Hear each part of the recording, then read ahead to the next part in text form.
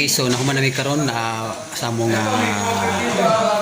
seminar o galunch nami o sa conclusion day ganina sa lessons na gisulti ni Pastor Mil ang best expositor nga preacher walilain si Jesus Christ o mapamatud-an kini nga verse 1 anak ko gibutang sa video tungod kay gipost na post din ako masapon tungod sa taas-taas gyud nga diskusyon, so ako na lang i-video akong kaugalingon aron nga i-share sa inyo nga gipamatud-an ang best expositors nga walilain si Jesus Christ dito sa Book of Luke chapter 24, 25 to 27 nga giwali gyud ni Jesus Christ ang pulong sa Ginoo not only in New Testament but also gikan sa Old Testament hangtod sa New Testament. So walay lain nga best expositor preacher, walay lain si Jesus Christ. So keep up watching ug parahin mo sa pagtuon sa pulong sa Ginoo sama kanamo mga brother and sister.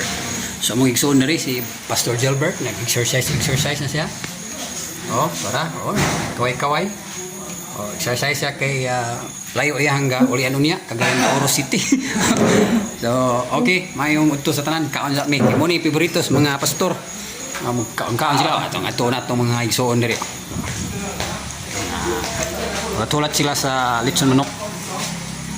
Wala man diri na sila chicharon.